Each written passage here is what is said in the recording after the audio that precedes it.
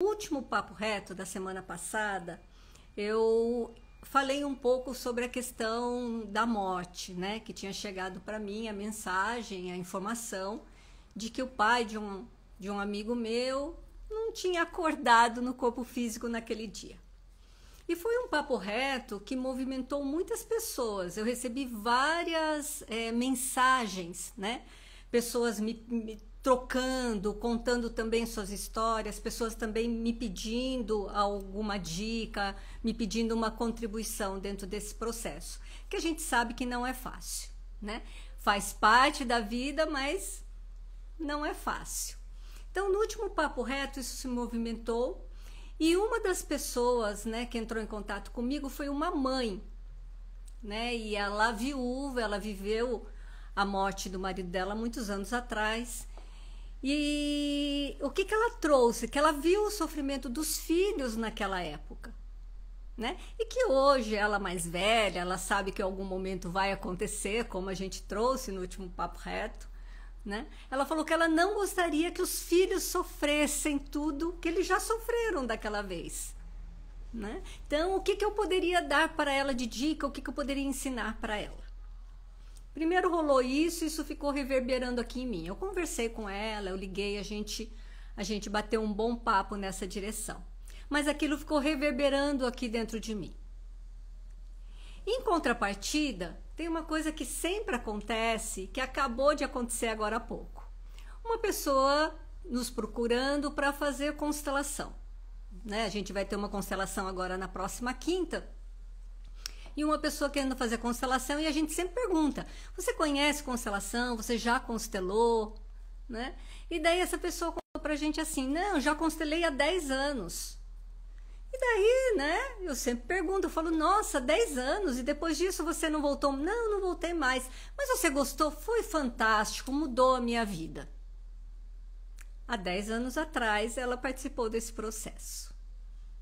Ok, junta a história da mãe aqui pedindo ajuda em relação ao medo dos filhos sofrerem com a morte dela. Junta aqui essa história agora de uma constelação de 10 anos atrás que mudou a vida e que agora essa pessoa volta. Eu quero juntar com o quê? Ontem à tarde eu gravei uma entrevista que ficou muito legal, ficou fantástica, com o Dr. Henrique Canosa.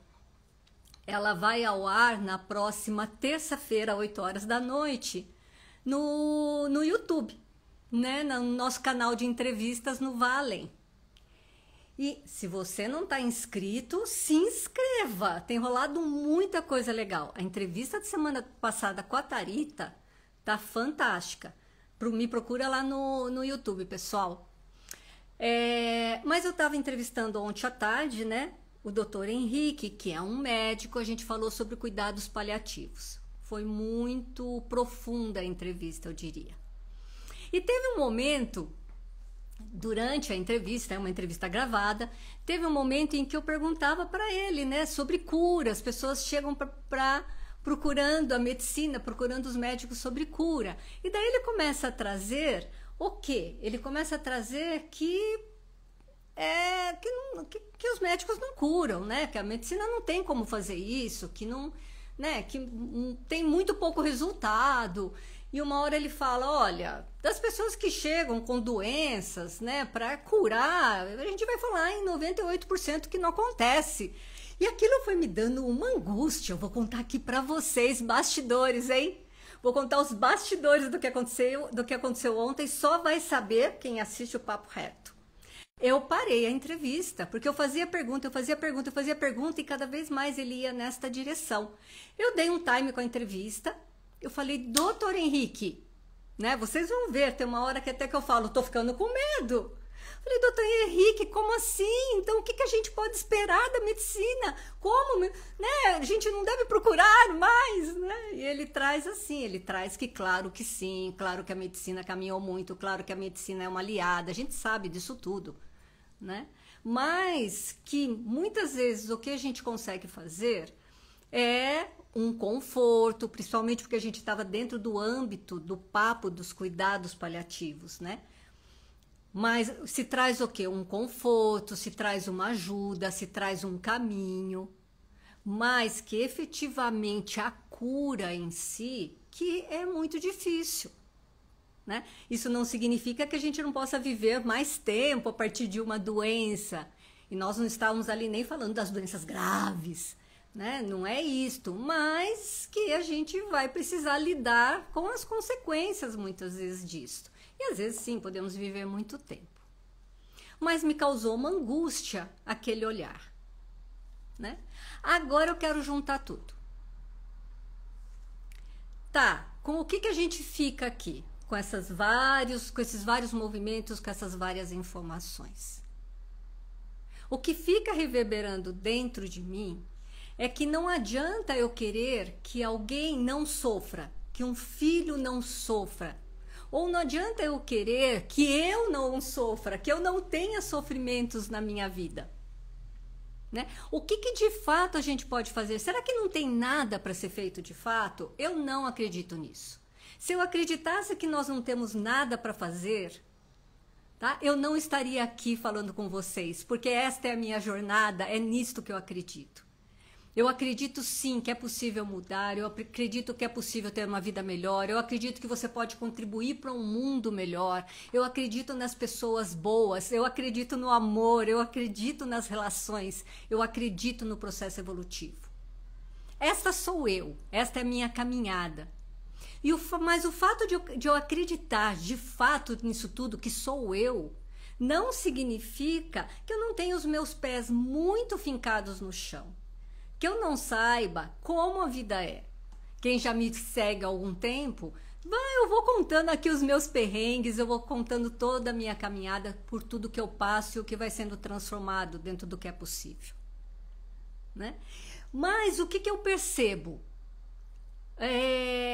Não adianta querer não sofrer ou que o outro não sofra. O que tem para a gente fazer é mudar a nossa postura perante a vida. Então, se eu não quero que um filho sofra em função, né, da minha morte, se isso seguir, né, a morte do corpo físico, se isso seguir a ordem natural da vida, se eu quero que tenha menos sofrimento, porque sofrimento vai ter. É uma separação, mas se eu quero que se tenha menos sofrimento, ou que possa se seguir em frente a partir desse sofrimento, ou que a gente possa transformar isso em algo bom, em uma boa saudade, em uma boa história, eu preciso mostrar, eu preciso caminhar, eu preciso ser um exemplo disso para esses filhos. Não adianta eu falar para um filho, não sofra. Não adianta, não quero que você sofra. O dia que eu for embora, eu quero que você fique feliz e que ponha uma música linda no funeral. Isso não vai mudar o fato que vai haver um sofrimento. Mas o exemplo do que você foi, na forma que você viveu a morte de pessoas queridas para você, o exemplo do que você é, de como você se expressa perante a beleza da vida, perante o viver plenamente a vida. Porque quando a gente vive plenamente a nossa vida, inteiros, presentes, a morte é um processo totalmente natural e dentro das minhas crenças de uma continuidade apenas de um processo. Mas que se fecha algo, se fecha um ciclo, sem dúvida nenhuma. Então, o quanto que como que nós lidamos com esse processo, quais são os exemplos que nós deixamos para os nossos filhos? E se nós temos sim dificuldades, existem inúmeros caminhos que a gente pode seguir, sem dúvida nenhuma. Para quê? Para contribuir para a gente poder mudar isso, para ser melhores exemplos, ser melhores seres, para ofertar o que a gente pode ofertar no aqui e no agora. O que eu junto agora? Com a história que eu contei da pessoa que procura uma constelação depois de 10 anos, é um exemplo, tá, pessoal? Mas que procura depois de 10 anos um caminho que para aquela pessoa, naquele momento, ela traz que mudou a vida dela. Então, quantos caminhos legais a gente tem? Quantas coisas que a gente já experimentou e que a gente não alimenta isto? A gente não mantém vivo na nossa vida as coisas boas, os caminhos que deram certo, que trouxeram resultado. Eu sempre falo isso nos meus workshops de constelação. Eu não entendo as pessoas não virem muitas vezes como representantes. Eu não entendo as pessoas não estarem se expondo, não para constelar, levar sempre questões nossas. A gente sabe que isso não existe desta forma. Mas eu não entendo as pessoas não manterem vivas, né, esta caminhada, isto que deu certo, isto que funcionou.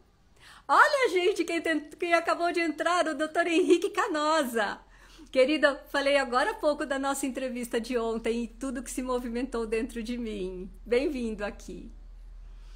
Voltando, olha aqui meu déficit de atenção. Tantos caminhos bons que a gente já descobriu, que a gente já viu. E a gente volta depois de 10 anos para revisitar esse lugar que trouxe resultados tão bons para a gente. E eu estou dando um exemplo aqui. Tenho certeza que existem inúmeros exemplos na sua vida de coisas boas, caminhos bons que você descobriu e que você abandona, que você esquece, que você deixa passar e que você já validou como bons caminhos. E daí agora eu quero juntar aqui com o que eu trouxe daquele momento em que eu falo para o Dr. Henrique, peraí, eu preciso entender isto.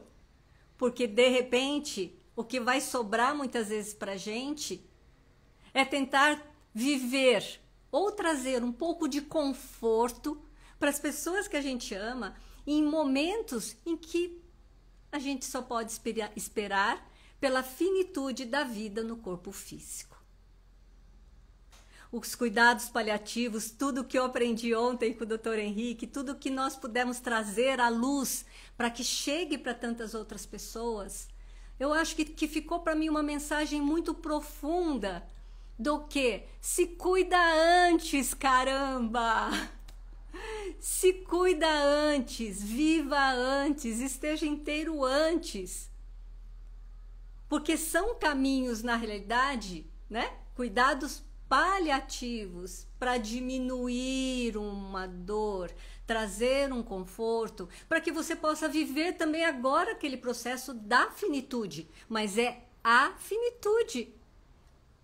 E eu não sei se essa finitude vai chegar para mim ou para você daqui a pouquinho, mas enquanto ela não chega, que a gente possa perceber que a finitude não chegou e que a gente possa ser este exemplo para os nossos filhos, de estar na vida inteiros, presentes, se alegrando com as relações, se alegrando com os encontros, se alegrando com as coisas simples da vida, que é como um arsenal, é como uma poupança que a gente vai tendo, a gente vai guardando tantos momentos especiais na nossa vida, para um dia, talvez quando a gente estiver próximo dessa finitude, e oxalá que a gente possa ter o conforto, que a medicina possa nos dar isto, já está chegando cada vez mais, para que a gente possa viver esse processo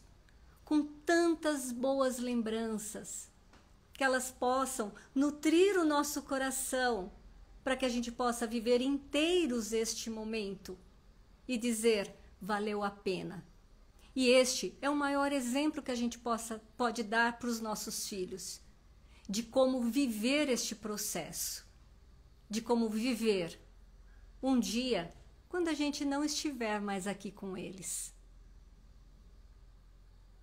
Que eles possam lembrar da gente como alguém que continua vivo, como esteve na vida, em vida, no corpo físico. Eu espero que eu tenha conseguido juntar tudo isto. Obrigada por vocês estarem aqui. Obrigada por você existir. Obrigada por você ser essa pessoa linda que você é. Lá no nosso Vá Além, nas nossas entrevistas, eu sempre fecho a entrevista fazendo uma pergunta para os entrevistados. A última pergunta que eu faço é: você é uma pessoa do bem? E eu quero deixar aqui para vocês. Responda também essa pergunta. Você é uma pessoa do bem? E se a resposta para isso for sim, tenha a coragem de falar em bom e alto tom para muitas pessoas ouvirem. Eu sou uma pessoa do bem. Beijo no seu coração, obrigada por você estar aqui e eu te espero na próxima quarta-feira, 12h10, para mais um Papo Reto. Ajuda a divulgar aqui os nossos encontros, curtam a gente, vai ao ar às 20 horas de hoje, a gente veicula o que aconteceu aqui no Agora. Curte lá a gente, ajuda a mandar para outras pessoas, convidem outras pessoas para estarem conosco. Beijo no seu coração.